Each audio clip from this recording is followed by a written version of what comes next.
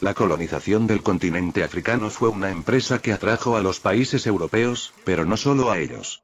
Imperios como el otomano, el ruso e incluso los Estados Unidos asistieron a la famosa Conferencia de Berlín con el objetivo de velar por sus intereses en el continente.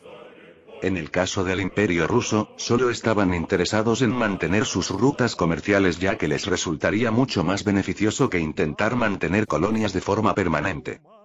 Por otro lado, los mismos países europeos hicieron todo lo posible para que Rusia no obtuviera colonias ya que, y según sus propias palabras, Rusia ya era demasiado grande. Sin embargo, no todos en Rusia aceptaron esta respuesta.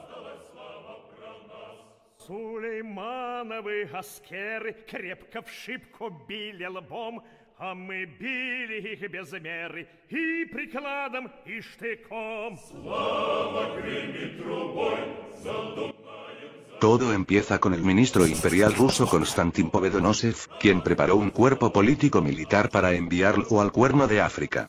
Esto se debió a las similitudes religiosas con el imperio de Abisinia. Secretamente el objetivo final era formar una colonia rusa en la actual costa de Djibouti. Si bien en el reparto de África Rusia no presionó mucho para conseguir colonias por razones de costos, existían miembros de la aristocracia rusa que no estuvieron de acuerdo con el resultado. Konstantin formaba parte de esta aristocracia, considerando que Rusia merecía su parte como la potencia europea que era. Para llevar a cabo dicho plan contrató al aventurero cosaco Nikolai Ivanovich Achinov, para que dirigiera la expedición.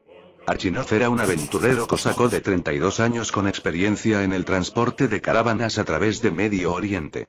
Además de esto, alegaba tener una relación con el emperador de Abisinia, quien supuestamente le había arrendado unas tierras. Esto convertía al cosaco en el candidato perfecto para liderar la expedición.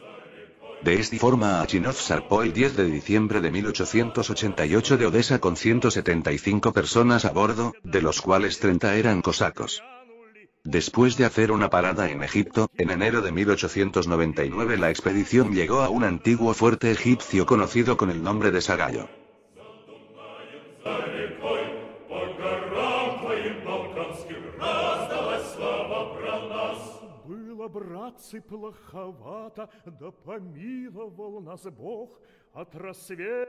Sagallo era un antiguo fuerte egipcio que llevaba décadas abandonado, ubicado en el costa occidental del actual Djibouti.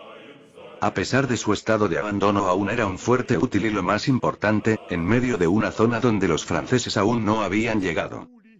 Tras desembarcar y armar un pequeño campamento, Achinov contactó con los abisinios, acordando enviar un representante de los colonos rusos a la capital de Abisinia. Mientras tanto, Achinov y sus cosacos empezaron a instalar defensas militares.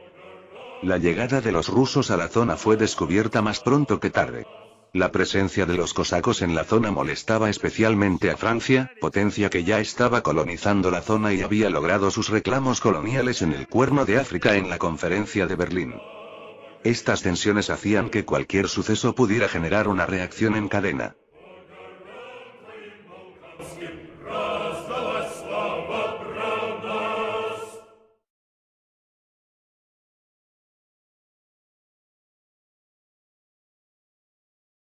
La gota que colmó el vaso de la paciencia francesa fue un conflicto menor entre los cosacos y la tribu local de los Danakil, a quienes les robaron algo de ganado.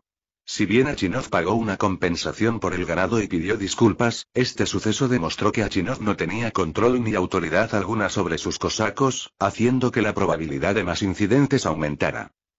También existía la constante tensión de que el imperio abisinio pactará una especie de alianza con los cosacos rusos para sacar a los franceses de la zona. Francia elevó la queja al embajador ruso en París, quien afirmó que el imperio no tenía nada que ver y que se desentendían del asunto. Ya con la puerta abierta, los franceses movilizaron sus guarniciones, apoyados por artillería marina y varios cañones hacia Sagallo. En un principio Achinov se negó a rendirse, pero tras un leve bombardeo de la artillería francesa entregó todas las armas. De esta forma Sagallo fue ocupado, los rusos volvieron a Odessa en el transcurso de las siguientes semanas y Francia reforzó su influencia en la zona.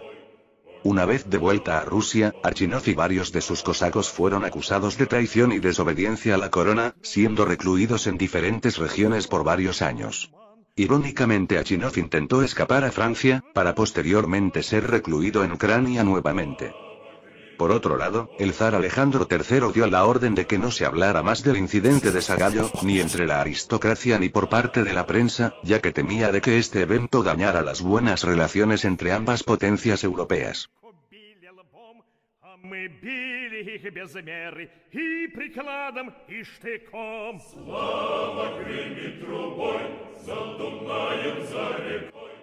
Hasta el día de hoy se especula que el zar Alejandro III sí estaba interesado en la propuesta de formar una colonia rusa en África, debido a su nacionalismo y competencia con el Reino Unido. Sin embargo, desde el principio sus consejeros le recomendaron en renunciar a dicha empresa. Por un lado, había razones pragmáticas, como el hecho de que a Rusia le sería muy caro el mantener comunicación con alguna hipotética colonia. Además, todas las rutas de acceso estaban en manos de terceros, como el Bósforo en mano de los otomanos o los estrechos daneses. También había razones diplomáticas, ya que el zar estaba trabajando en mantener buenas relaciones con Francia como para permitir que un conflicto colonial tirara todo por la borda. De todas formas, el plan aparentemente era el de crear una colonia rusa en todo el Cuerno de África. Primero porque la zona, a diferencias de otras regiones africanas, no estaba fuertemente reclamada y aún no había presencia europea considerable.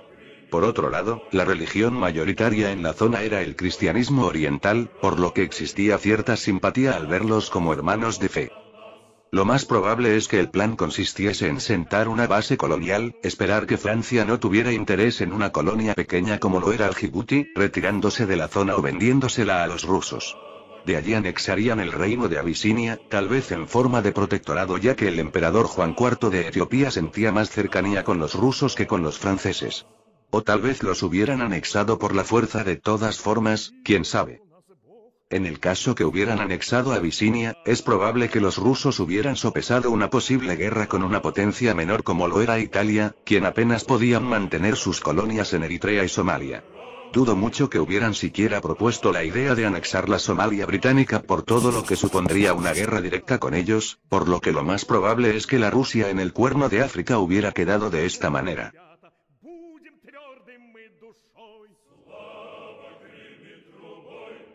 De esta forma el plan ruso para tener su propia colonia en África no llegó muy lejos, quedándose en nada más que una escaramuza fallida.